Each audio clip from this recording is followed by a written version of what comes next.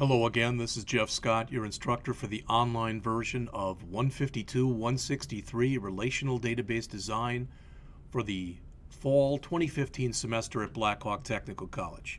We've reached the last chapter in our Access book, Chapter 7, Advanced Form Techniques. Our objectives: we want to be able to add combo boxes that include selection lists, combo boxes for searching. We want to format and resize our controls, apply formatting characteristics with the Format Painter, add command buttons, modify buttons and combo boxes, add a calculated field, add tab controls, add and modify a subform, insert charts, so we'll do some graphical stuff, modify the chart type, and format the chart. So many of the things that we're doing at the beginning of the chapter are similar in nature to what we did in the last chapter, but rather than using reports, we're going to be using forms. So it says in this chapter we'll create two new forms that feature more advanced form elements. The first form contains two combo boxes, one for selecting data from a related table and one for finding a record on the form. It also contains command buttons to accomplish different things. The second form is a multi-page form that contains more than one page of information. It contains a tab control that allows you to access two different pages. So here's the first one. Now we'll be able to come in here, and where it says name defined, we'll be able to, on the drop-down list, we'll be able to choose and the customer name and then fill in the form accordingly. And then notice the buttons we have in here: next record, previous record, add, delete record, etc. And then the second one that we create will be a fairly simple one. However, it'll have some graphics in it also. So our roadmap: create the form containing a calculated field, add combo boxes, add command buttons, modify a macro. And a macro is basically a list of commands that you want to run right after one another. So imagine I had a list of things I wanted you to do. And what I did is kind of like we're doing on here. I would just tape record. I had 10 different things I wanted you to do, so I tape record them. And automatically you do number one, then you do number two, then you do number three. That's what a macro does. We'll modify the combo box that we created earlier. Then we'll create a second form that has a subform in it and a chart. So, creating a form with combo boxes and command buttons. So we'll come into design view again and we'll create our form. All right, and we've done this before. We'll add our fields to the form. And I believe you can do it like this, so we can highlight multiple fields and drag them in, and boom, they'll be put in there. All right, but we may have to move them around a bit, but it's a fairly fast way of getting everything out there. You know, you saw this in the last chapter. It said, how do you decide on the contents of a report? It's the same type of an idea. Make sure you understand your requirements or what it is you're trying to do. After you've done that, you determine the fields that belong. You determine the tables that'll belong. All right. What fields are going to be necessary on the form, and will you need any special calculations? A combo box, if you've never seen it before, it combines a text box and a list box together. Let's see if I go out to someplace else here. And do I have a combo box? Probably not from there, but let's see. Here's Microsoft Access. Do I get any combo boxes if I come to any of this stuff? So if I go to File and I go to Print, here's kind of a combo box here. So I can, it's basically, this is called an up-down control, but it's very similar. I can either key in a number, so if I wanted 333 copies, I could put that in. I don't know why I would do that. Or I can go up and I can go down. All right, so I can either use pre-built things like we've got here, or I can add my own. And that's the kind of thing that we're going to be talking about in this chapter. So we add a combo value box rather, so we can select values. And that'll be down here when we first do it. It's, again, wizard driven. So we tell it the table that we want to use, which is the book rep table. We tell it the field we want to use, which it looks like in here is the last name field for our book rep. All right, that's the only thing that's going to be in there. Or maybe it's book rep number. I don't know. All right.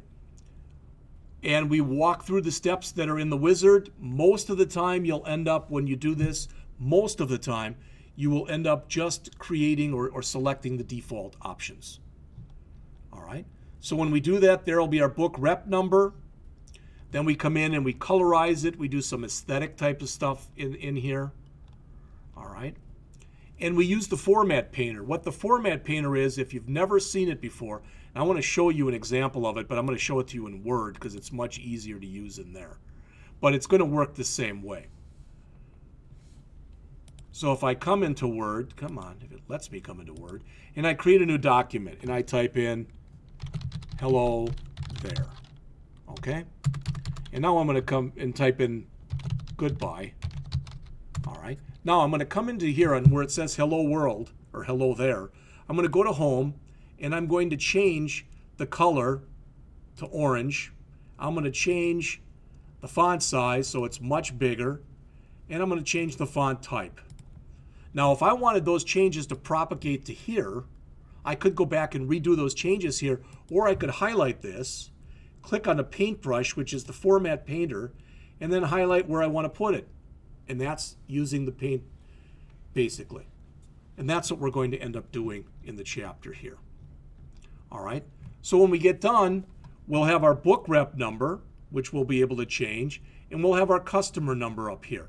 So right now, we can change the book number, and everything else in here will change automatically.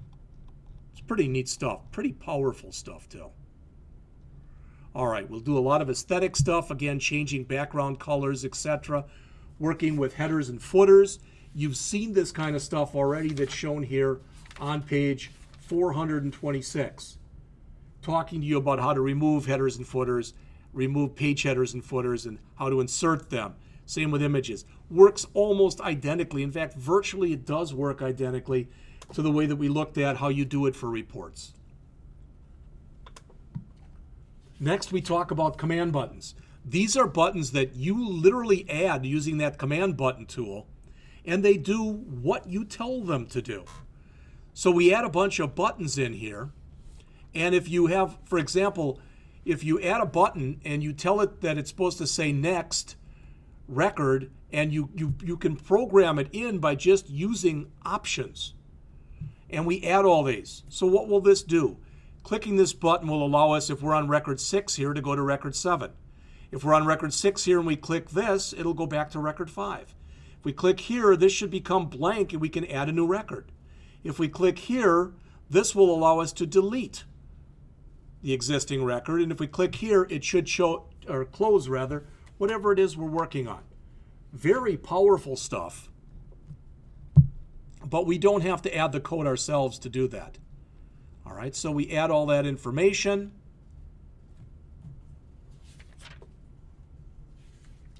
Next, on 432, they talk about adding a rectangle control. And I guess they want to put a rectangle around this entire thing so we can basically treat it as it's one unit. Okay, I'll let you take a look at that, and we will be going over it. All right. So this is a master form, basically. These are our buttons. All right, they have you test them. The name defined should be working by that time. The book rep should be working by that time, so you test all of that stuff. All right. Then they talk about issues you might have here with this stuff on page 436.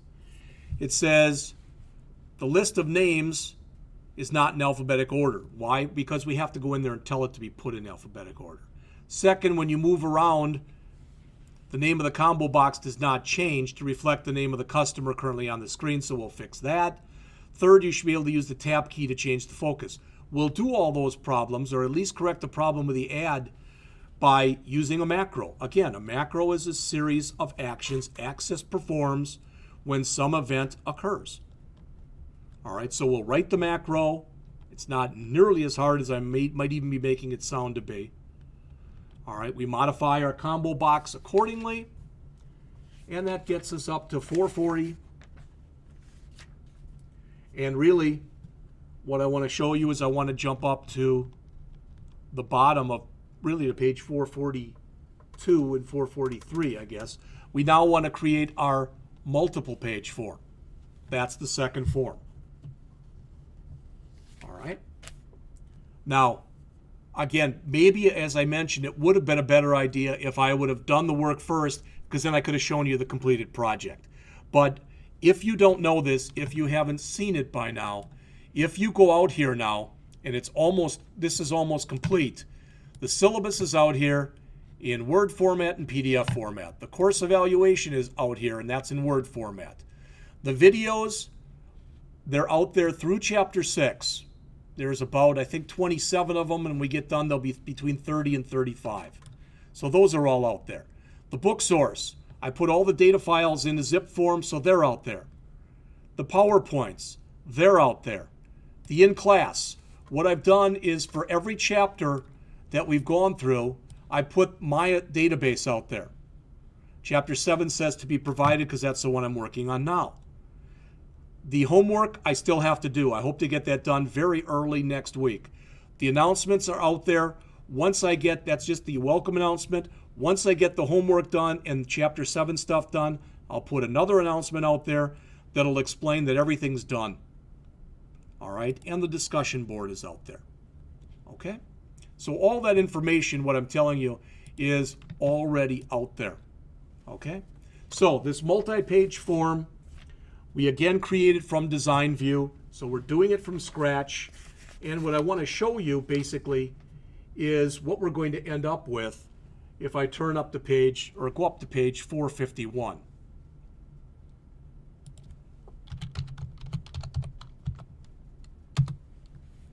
All right, it's going to look pretty much like this.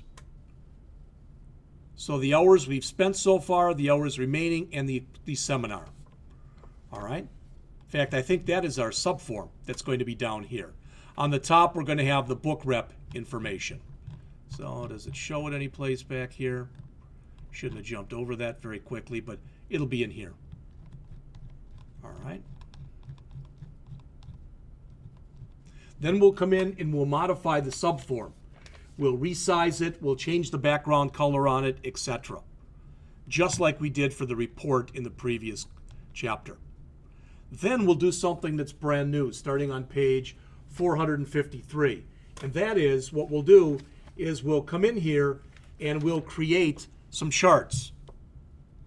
Okay, so we'll come in here, we'll use the tool, we'll tell it the type of chart we want, and boom, it'll be created for us. And what this shows us is the hours spent in the north, east, and west for seminar offerings. You'll notice south isn't in there because we must not have anything in the south. All right, then we put all the stuff together and we add all of that in there so that literally all of that information is now shown in here for us. That pretty much will bring us to the end of the course. We can modify the chart type if we want. We can format the chart any way we want. We can modify it so that we can, instead of a pie chart is what's shown there, we could have a bar chart or whatever. And that's pretty much it. All right. I think myself, this is a pretty good book. I'm not going to say it's the best book I've ever used for any class, but it's well done. It does a good job of explaining what it is we have to do.